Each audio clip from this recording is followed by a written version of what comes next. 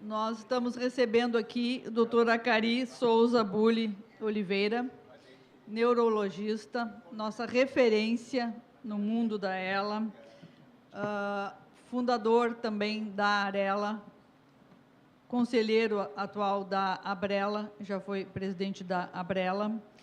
E, doutora Acari, por favor.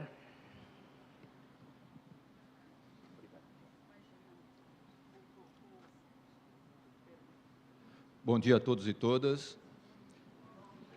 Quando veio o convite para mim, hoje, nesse dia, então, na verdade, não foi um convite, foi uma convocação. Uma convocação para esse momento tão especial. Estamos aqui em Porto Alegre, contando essa história ligada à esclerose lateral amiotrófica. Quem é corintiano aqui? Ninguém? Olha que plateia maravilhosa. Vocês vão entender tudo, então. Então, é uma vez só, então não preciso repetir hoje, de jeito nenhum. Então, tudo bem. O que vocês estão vendo aqui? Não entendi? Uma ilha vulcânica. Tá. Essa é uma fotografia muito interessante, que as pessoas que tiram essa fotografia ficam esperando um segundo exato, num certo momento do ano, que só acontece neste segundo. E esta região é da Birmânia. Quando colocada essa fotografia em 90 graus, ela dá isto. Exatamente o que a gente tem que fazer todos os dias, agradecer ao Criador, porque a vida, ela é improvável.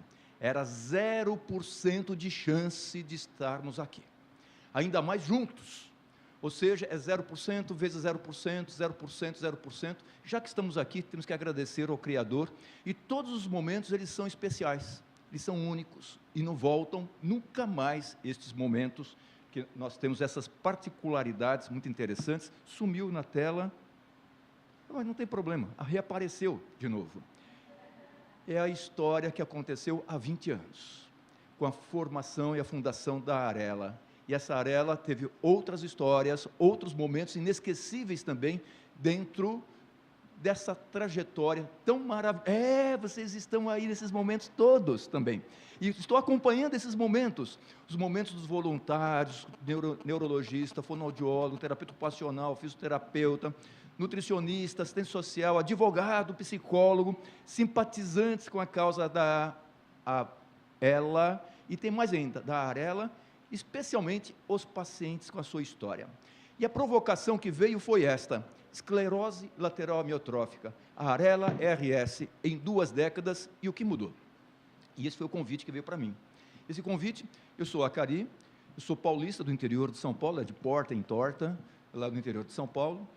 Fui para São Paulo para fazer o meu 2º ano de colegial, porque eu queria ver uma competição, comparação, e acabei tendo a sorte enorme de entrar na Escola Paulista de Medicina.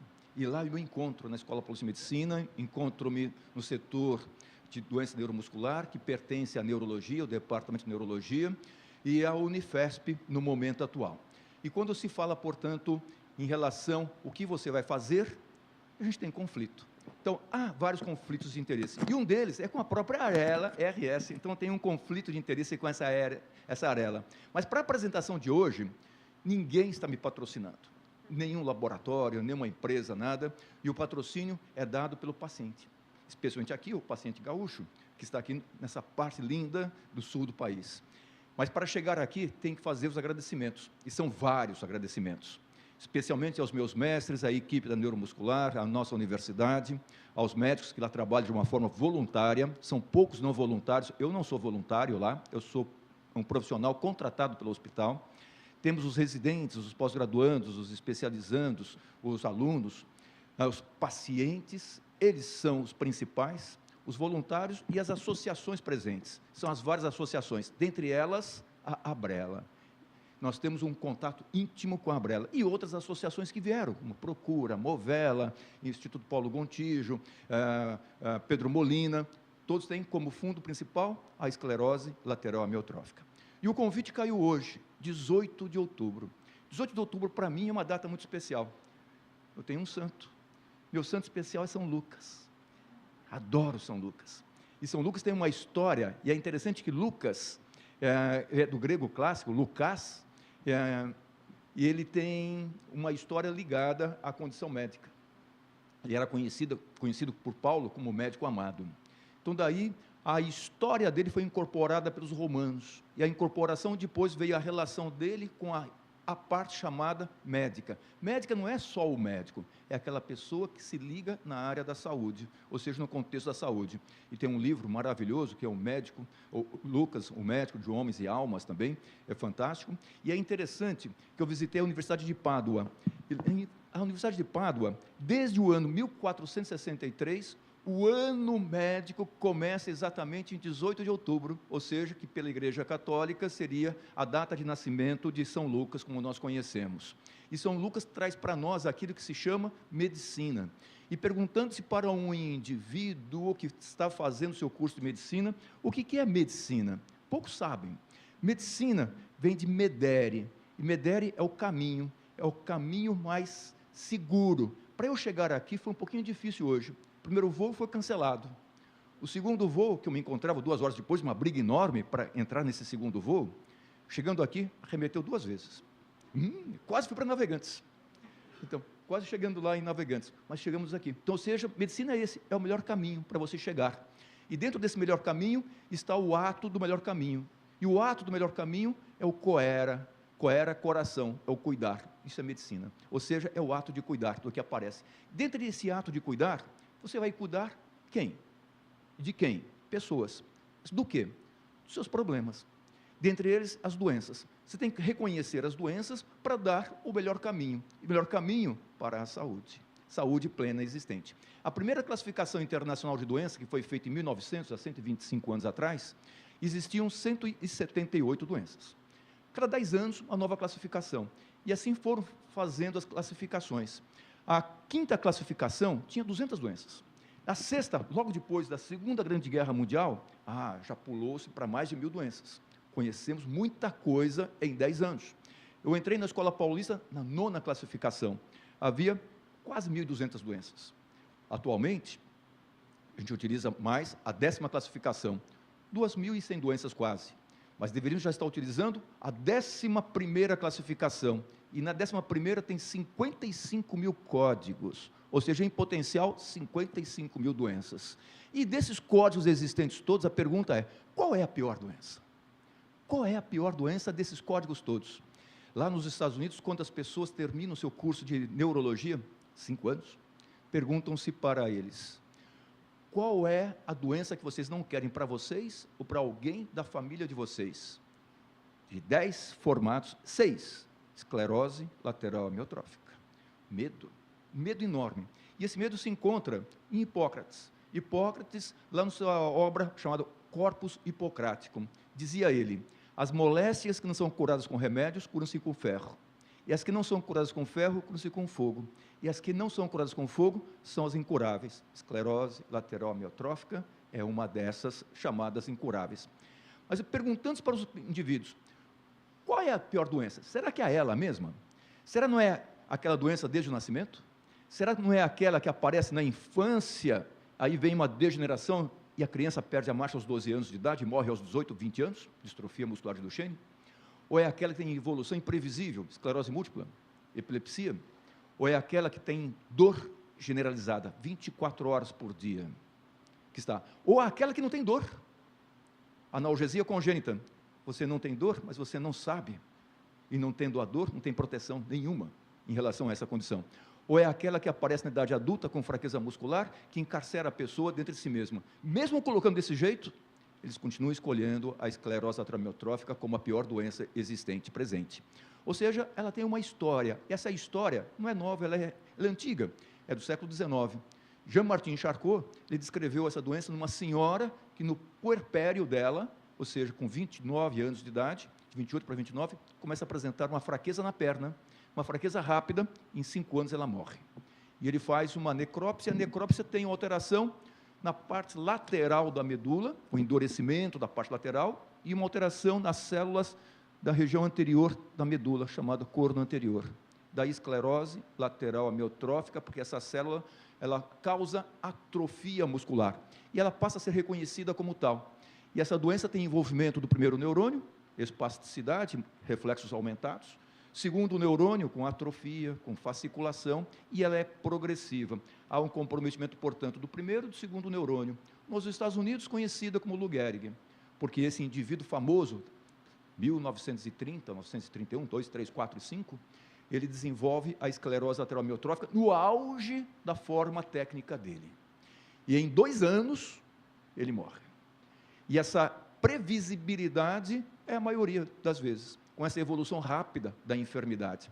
E quando nós pegamos 100% dos indivíduos, vamos vendo o que vai acontecendo com eles ao longo do tempo, a gente vê que ela é realmente rápida. Ela tem até uma previsibilidade de evolução.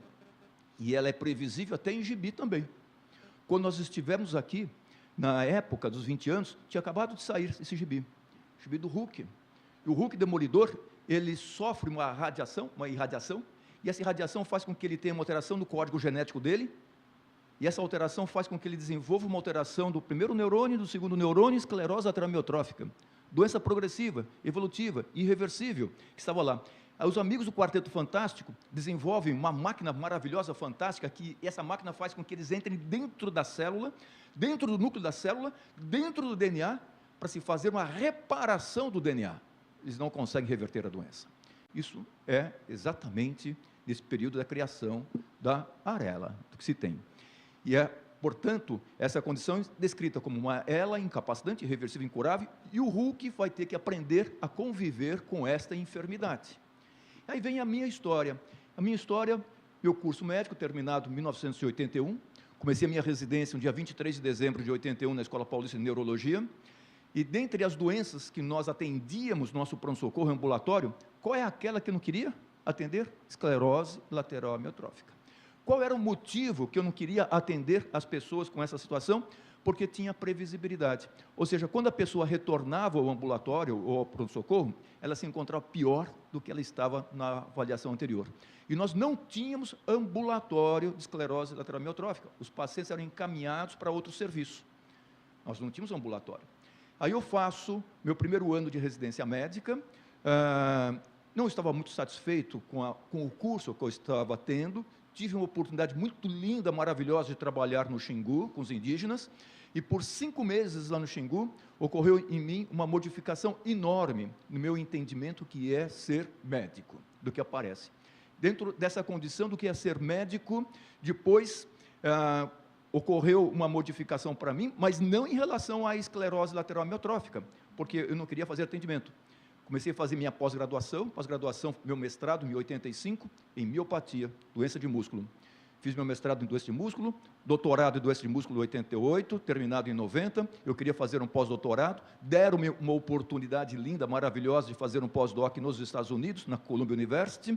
Quem foi meu mentor foi esse indivíduo maravilhoso, espetacular, Arthur Reis. E esse indivíduo deu-me a oportunidade linda, trabalhar com quem? Pacientes com esclerose lateral amiotrófica. Mas não era o que eu queria distrofia muscular. É isto ou é isto, não tem outra alternativa. E lá eu descobri algo muito interessante, a associação de pacientes, a Lou Gehrig Association. Isso modificou. Ao mesmo tempo, o nosso trabalho de laboratório foi de esclerose lateral amiotrófica. Tive a oportunidade de apresentar esse trabalho em 94, no 5º Congresso Internacional na Holanda. E esse Congresso Internacional na Holanda, em 94, para mim foi muito interessante, porque ele nos trouxe algo fantástico. Esse algo fantástico foi, primeiro medicamento, Riluzol. Esse Riluzol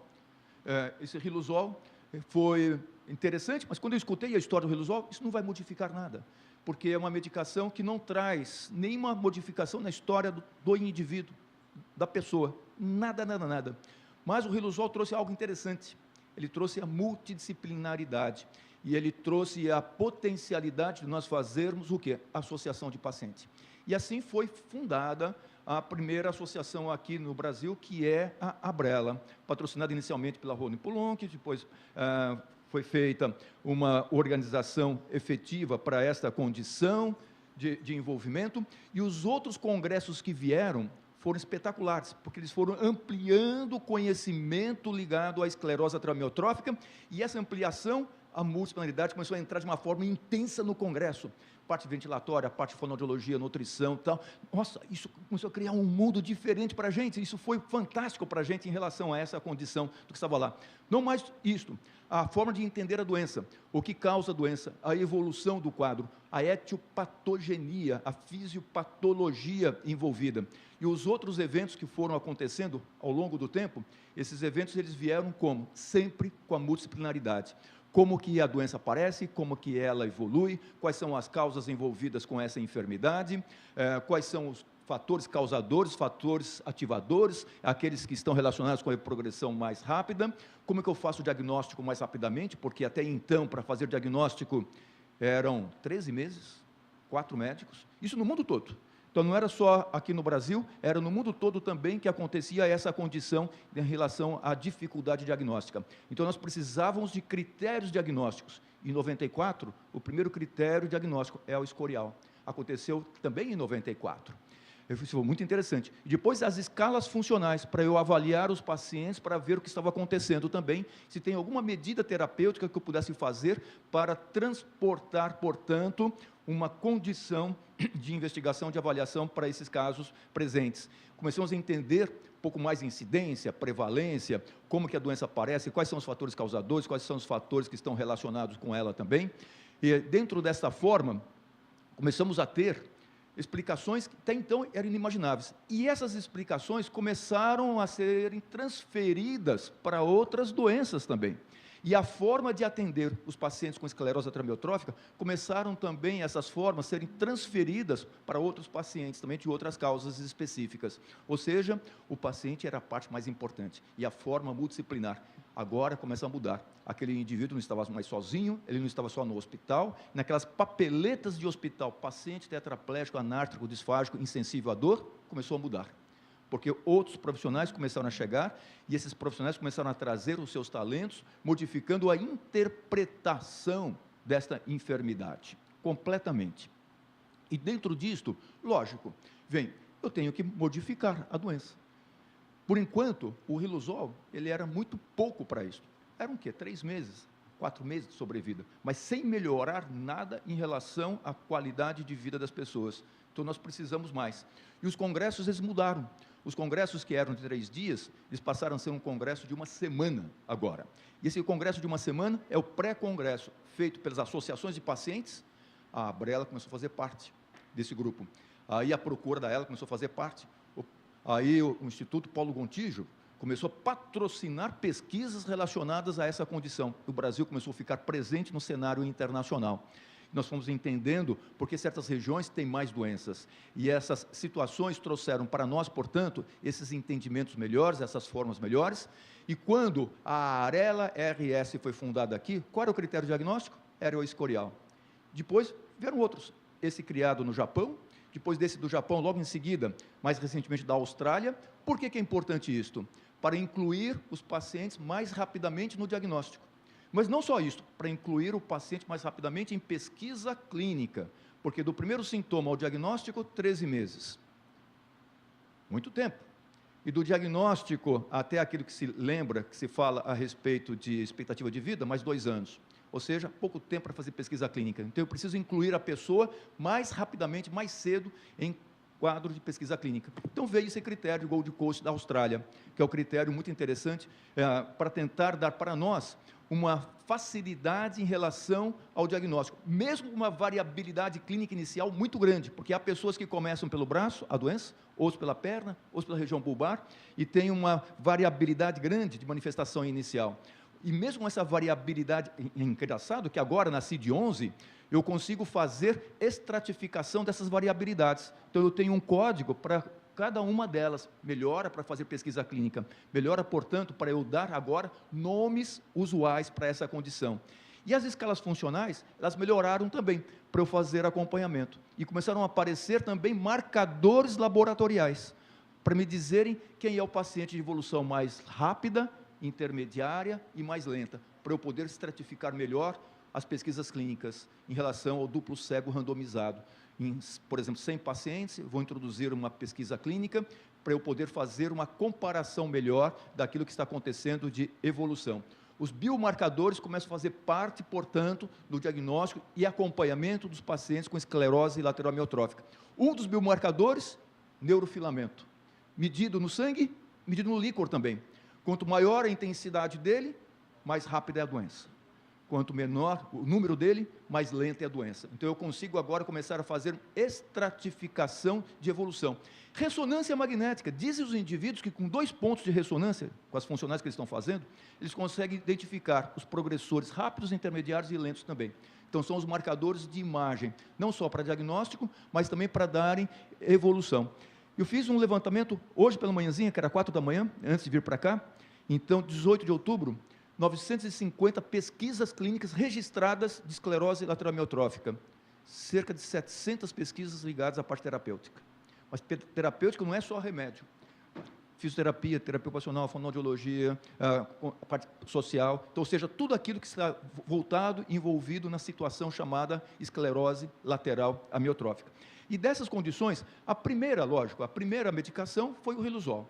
O Riluzol, ele veio, ele facilitou e trouxe para nós essa situação. Nós incorporamos rapidamente o Riluzol, desde 97 ele está no SUS. Mas o que ele trouxe? Ele trouxe a melhor parte do tratamento. Ele trouxe o bolo, ele trouxe o pacote, ele trouxe a multidisciplinaridade. Quem introduziu essa medicação precocemente, trouxe essa condição. E isso é muito importante, porque naquele momento, nós falávamos em tratamento. Tratamento é terapia. Terapia é aquecer, é cuidar, é aquecer a pessoa. O tratamento pode ser degradante, ele pode ser desumano, ele pode ser cruel, pode ser o tratamento fútil, ou seja, dar alguma coisa que nada funciona. Fútil é um vaso chamado futile. Futile é um vaso que fica deitado. Qual é a finalidade de um vaso deitado? Nenhuma. E a gente faz muito tratamento fútil também, do que aparece lá. Mas tratamento mesmo é uma forma de você modificar a doença, ou trazer algo para a pessoa. E quem introduz rapidamente a multidisciplinaridade, só ela modifica a doença. Mas eu tenho que escolher uma medicação. Para eu escolher, tem que ser em laboratório, pesquisa clínica feita em laboratório, isso demora muito tempo. Daquilo que eu faço desenvolvimento em laboratório, para chegar lá na ponta, são 20 anos. Muito dinheiro que se faz. E tem que passar por etapas sequenciais para essa condição.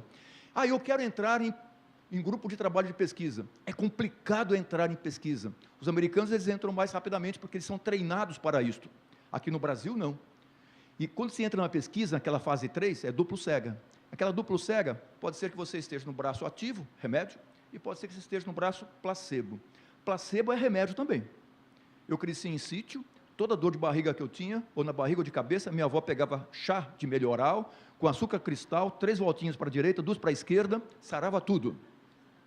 É placebo? Não sei, funcionava. O que aparece? Ou seja, quando você está protegido, funciona.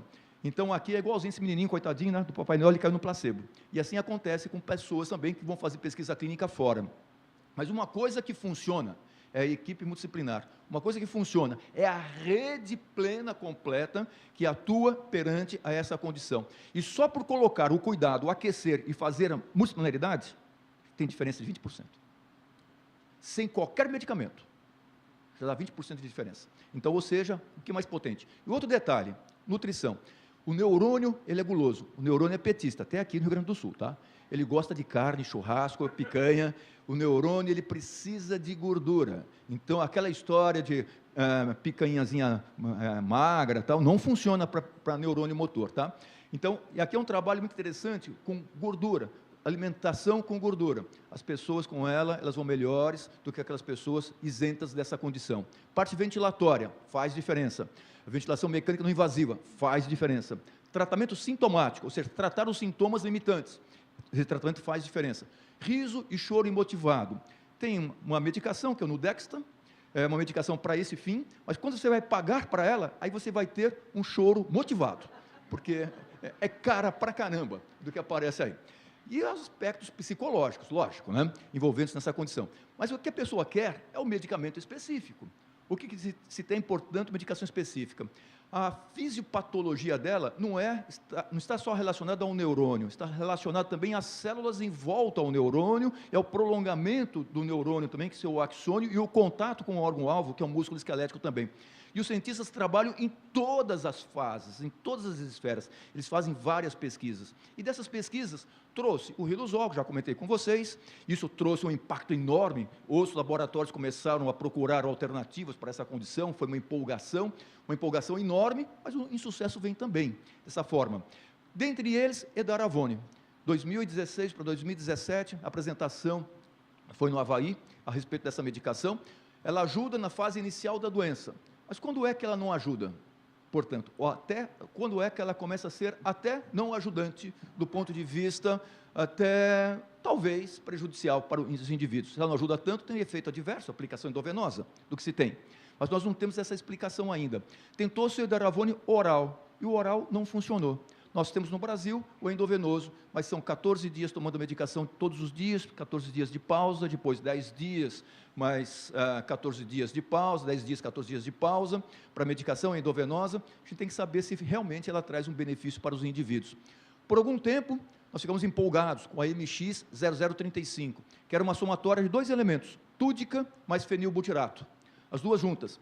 E essa medicação caríssima, $5.000, o vidrinho. Depois de 2 anos de uso, mostrou-se que ela não funcionava. O próprio laboratório retirou a medicação de mercado. Os japoneses fizeram um trabalho muito legal lá no Japão, com um número grande de japoneses, com altas doses de metilcobalamina. Funciona.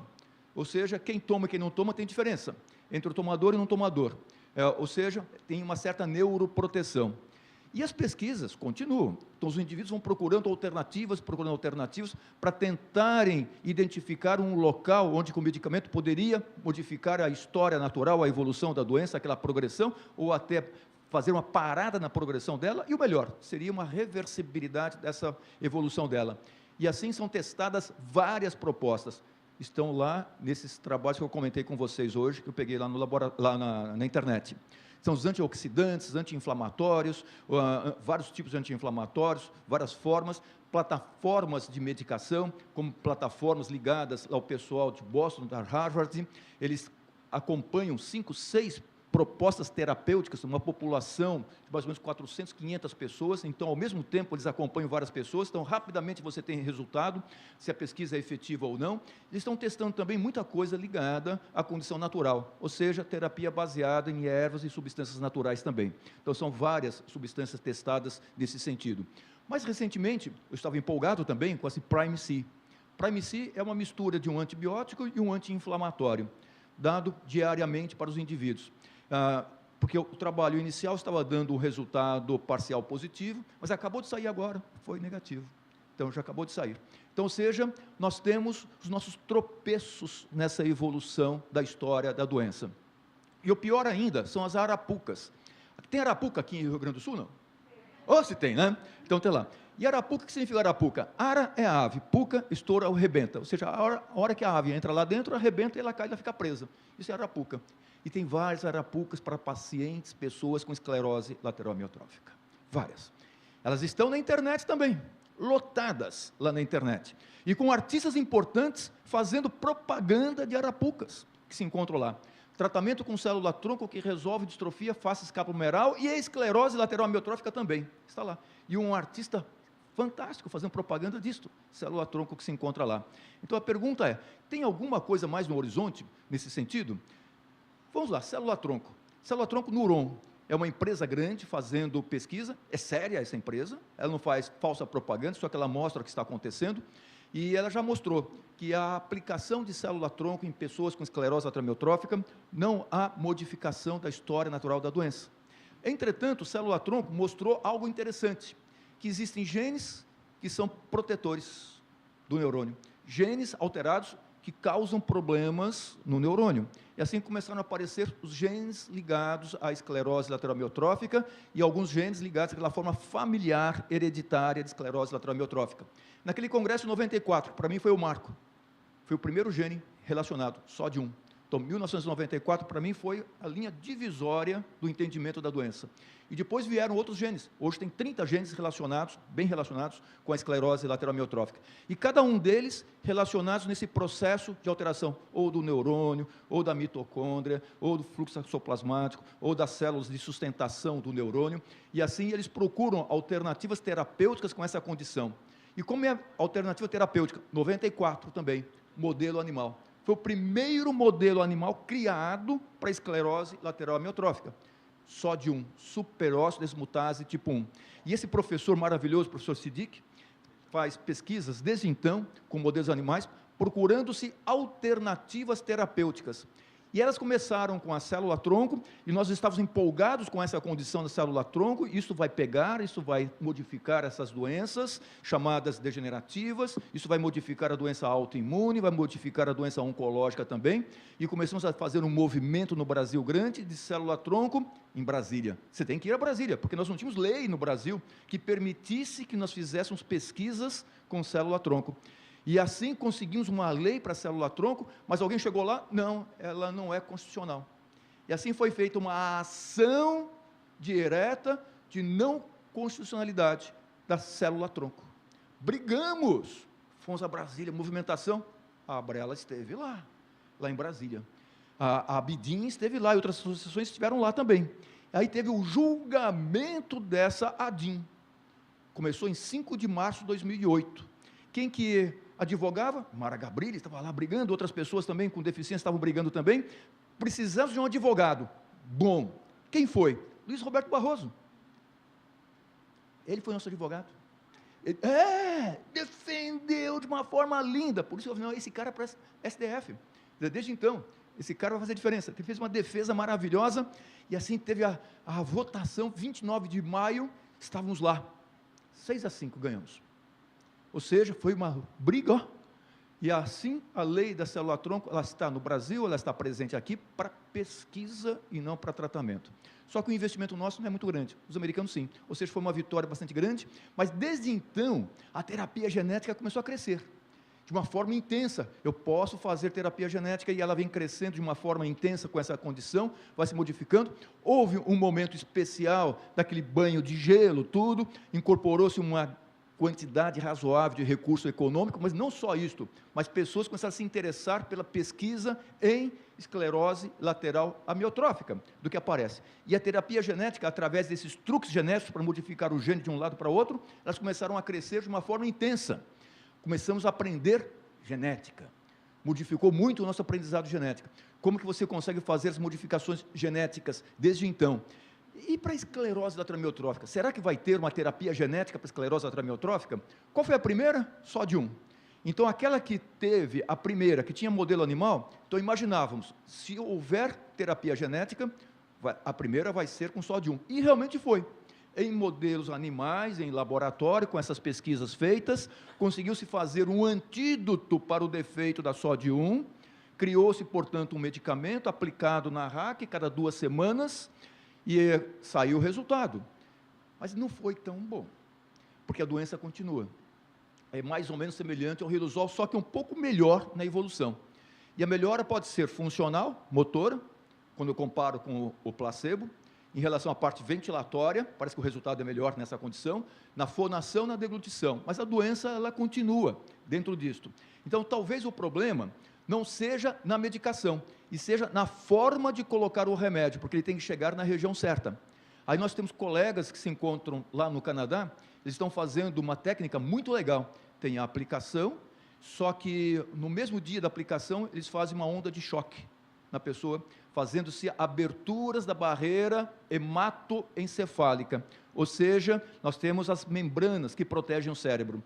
E ocorrendo essa onda de choque, você abre pequenos poros transitoriamente e o remédio em potencial ele passaria em maior velocidade e assim nós temos maior concentração dele na região central. Nós estamos aguardando esses resultados que vêm lá do Canadá. Pode ser que seja assim o tratamento para essa condição que nós estamos vendo. Mas tem outras doenças genéticas ligadas a ela? Tem. Uma delas, a FUS.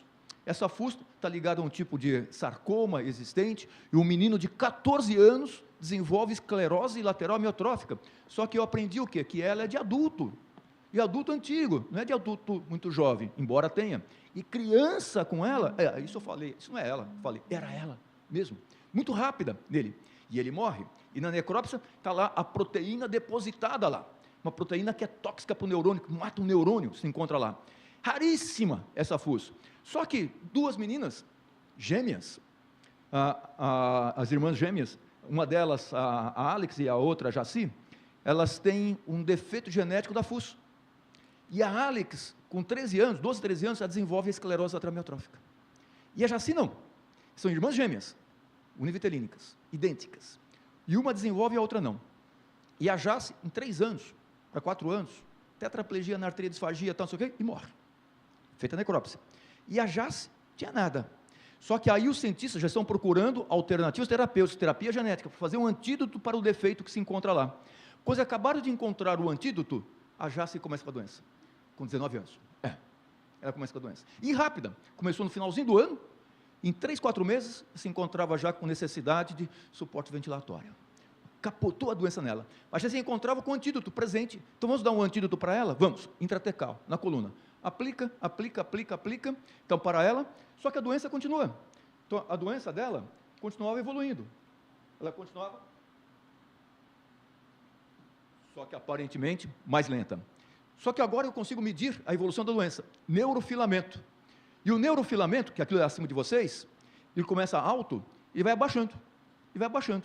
Então, ou seja, parece que está funcionando essa condição. Só que ela morre com 11 meses de tratamento. Aí o pessimista, essa doença, esse remédio não resolveu, nem um pouquinho. O otimista, resolveu sim, porque veja que o neurofilamento está lá. E na necrópsia? Foi feita a necrópsia, cadê a proteína tóxica? Sumiu, não está presente. Então funcionou. E com essa situação, portanto, funcionar, publicado foi esse trabalho, essa pesquisa foi publicada, ela aparece lá, e assim, por causa dessa situação, portanto, vamos tratar pessoas outras no mundo que têm essa alteração. Nós tínhamos 2 pacientes. Só que para ter autorização, tal, não sei o que mais, nós perdemos o time para entrarmos na pesquisa internacional. E uma das meninas internacionais da Alemanha, essa que se encontra presente aqui, a Anne, mesma coisa. FUS ligada, já se encontrava com uma fraqueza muito acentuada, com traqueostomia, necessitando de ventilador, começou a fazer uso da medicação e a doença continuou avançando. Remédio, cada 2 semanas, avançando, remédio, avançando, 410 dias de tratamento avançando. Pessimista, esse remédio não funciona. Mas o neurofilamento, lá embaixo. Quando estava quase para desistir, outra avaliação feita, estabilizou, a outra melhorou, e ela aparece no congresso sem ventilador. Ou seja, a primeira descrição de reversibilidade parcial de esclerose lateral amiotrófica.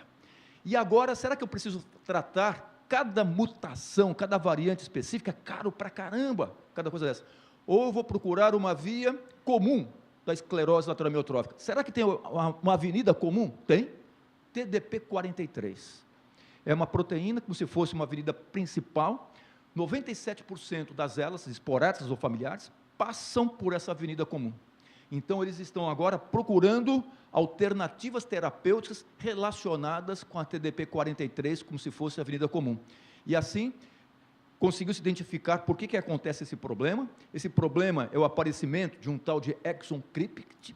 Esse exon, ele destrói a proteína protetora do neurônio, e assim, se eu inibir esse exon crypt, se eu fizer uma condição de extração desse exon crypt, e assim temos agora 2 potencialidades, chamadas oligonucleotídeo antissense contra a estatimina ligada ao exon crypt. Estamos aguardando esse resultado. E do ponto de vista de gibis, eu adoro o gibi, porque eles nos mostram o que vai acontecer lá na frente, totalmente. Então, nós temos uma história do Shuya Koyama, e a história dele, do Space Brothers. Quem conhece o Space Brothers aqui? Nossa, o pessoal aqui está devagar. Então, Space Brothers, então, são 2 irmãos, que o Mutanamba e o Bito, então, eles são do espaço, e eles resolvem ajudar uma colega de laboratório deles, que tem o avô dela com esclerose lateral amiotrófica. Então, eles pegam o material dele e levam para o espaço.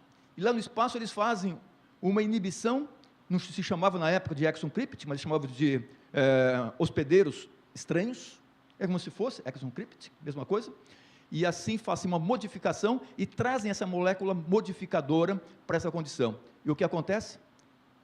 Diferentemente do Hulk, eles curam o avô dela, do que aparece. Então, essa é a evolução e revisão histórica que a gente está vendo em relação à esclerose lateral amiotrófica.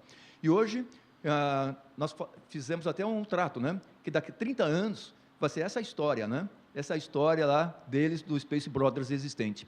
Então, essa história revisada da esclerose lateral amiotrófica, uma história muito modificadora, e a grande modificação do que eu vi aqui, desse sentido, desde 1982, quando eu comecei lá na Escola Pós-Medicina, que não tinha esclerose lateral amiotrófica, hoje tem esclerose lateral amiotrófica, não tinha ambulatório lá, hoje tem ambulatório, não tinha Abrela lá, tem Abrela hoje, não tinha Procura lá, tem Procura hoje, tem Movela, tem outras situações, tem Arelas, tem a Arela aqui no Rio Grande do Sul, tem a Arela Santa Catarina, tem a Arela específica lá no Rio Grande do Norte, tem no Rio de Janeiro, ou seja, que coisa linda que está acontecendo aqui no Brasil, ou seja, grandes modificações, grandes transformações, aparentemente, muito lento isso, mas para nós é uma situação rápida, e dá para dizer que a ela não é mais só uma doença progressiva, irreversível, incurável, incapacitante, ela pode ser até reversível, ou seja, ela está sendo desvendada, ela pode ter uma reversibilidade dentro dessa condição. E mais ainda, o que modificou, os pacientes ficavam em hospital, maltratados em hospital. Hoje, não são mais. Então, este moço, não vou passar o vídeo, porque o Beto vai passar algo hoje para vocês. Este moço, colega nosso, dermatologista, ele faleceu recentemente, mas até recentemente ele trabalhava. Como? Tecnologia. A tecnologia modificou a história natural das pessoas com esclerose lateral amiotrófica, comunicação aumentativa visual. E lá os pacientes iam e os pacientes aceitavam o tratamento. Essa moça é colega nossa, psiquiatra, eu posso falar porque está na internet, mesma coisa. Pode tocar o vídeo dela, por favor? Se tiver. E ela, em 2 anos, ela saiu para dar aula, se tiver som fica legal. 2 anos, ela saiu para dar aula, ela começou a ter uma alteração motora aguda, nós pensamos que fosse um Guillain-Barré, era esclerose lateral amiotrófica. E ela evoluiu de uma forma muito rápida, tudo bem, não tem problema, o Beto vai passar, muito rápida. Ela está hoje tetraplégica, anártrica, disfágica, e, comunicação só visual. No dia 16, há 2 dias atrás, ela fez aniversário, uma baita festa na casa dela, tudo com comunicação aumentativa. E ela faz um trabalho fantástico, porque ela continua trabalhando, queriam aposentá-la, ela não quer ser aposentada de jeito nenhum, ela quer continuar a trabalhar, e ela faz como missão esse trabalho chamado Gêmeos Digitais, que é levar comunicação para pessoas que não têm possibilidade de se comunicarem. E que ela diz que a comunicação é o que caracteriza o ser humano. É aquilo que faz o ser humano ser ser humano. Então, a possibilidade dessas pessoas continuarem ser humanas, que é o que ela fala. E o que não mudou ainda? O que não mudou, que eu posso dizer, é o seguinte, tem um detalhe interessante. Um ser maravilhoso foi feito com todos os dons, todos os deuses do Olimpo, dos 12 deuses do Olimpo. E eles criaram um ser fantástico, chamado Pandora. Pandora, pan todos, Dora dons, todos os dons. E essa Pandora veio para a Terra porque um ser tinha feito um crime muito grande, Prometeu. E o outro ser fez crime também. Prometeu tirou o fogo dos deuses, trouxe para a Terra. E Epimeteu, o irmão dele, ensinou as pessoas a utilizarem esse fogo. Aí Prometeu, ele o prendeu lá no Cáucaso, e Prometeu tinha o seu fígado comido todos os dias por uma ave de rapina. Aí veio a célula-tronco, Deus deu célula-tronco. E ele recuperava o fígado, vivia, mas de novo era comido, vivia, comido, tortura, todos os dias, vivendo desse jeito, isso é tortura. E Epimeteu, para Epimeteu ele trouxe um outro castigo, um castigo para um homem maior, uma mulher tinhosa, cheia de dons. E ela veio e ela trouxe uma caixa, e na caixa todas as pragas existentes, e as doenças também. Só que escondidinha, lá dentro dessa caixa, tinha algo muito interessante. Esse algo interessante se chamava esperança. Esperança é o mais nobre dos sentimentos humanos. É o caminho em direção à vida. E ela é diferente de desejo. Não se apoia em ilusões e falsas promessas. Ter esperança é um milagre. A esperança nunca decepciona. E algo que nunca modificou. Aqui, faz 20 anos que eu estou aqui, vindo aqui, que nunca modificou. Aqui é uma casa de esperança. Aqui essa Arela, ela nos emociona, ela nos traz vida, ela nos traz história, de Andréa, Leila, Daniele, e tantas pessoas, Cassandra, tantas pessoas que a gente vai vendo, e uma família linda, e isso nunca decepcionou. Mas tem que ter alguém para atrair tudo isso. E esse alguém, não tem dúvida nenhuma, Andréa vem lá do grego, andros, androgênico, força, energia. E aí vem Leila junto, aí vem Daniele, vem Francisco, vem Carlo, mas tem aquela força de atração de Júpiter, que é o maior dos planetas. E ele tem ao lado dele outros planetas para fazer aquela união, aquela integração. E essa integração, essa organização, ao lado de uma liderança presente disto, tem que ter algo muito motivador para manter essa integridade. E essa motivação, não tem dúvida nenhuma, ela se chama amor. E onde é que está esse amor? O leão é o rei porque ele não tem medo de nada, mas se curva diante das águas para matar sua sede. Se a gente se curvar diante de Deus para saciar nossa sede, seremos como o leão, sem medo de nada. Alimente sua fé e os seus medos morrerão de fome. E esse é o local, muito interessante, ele nos traz a capacidade e a potencialidade de nós fazermos aquilo que nos dá a sensação do ser humano, que é a gratidão. E quando você é grato, você tem que agradecer. E o agradecimento são vários jeitos. De um deles, São Tomás de Aquino. O agradecimento pode ser superficial, intermédio e profundo. Superficial é encefálico. E no encefálico, você agradece com palavras, thank you, em inglês, Zudanken no alemão, graças a si, ou você, no espanhol, ou no português. No nível intermediário, já é no coração, já. É quando alguém faz alguma coisa para você, você devolve para ela. E assim, merci, graças, vossa mercê.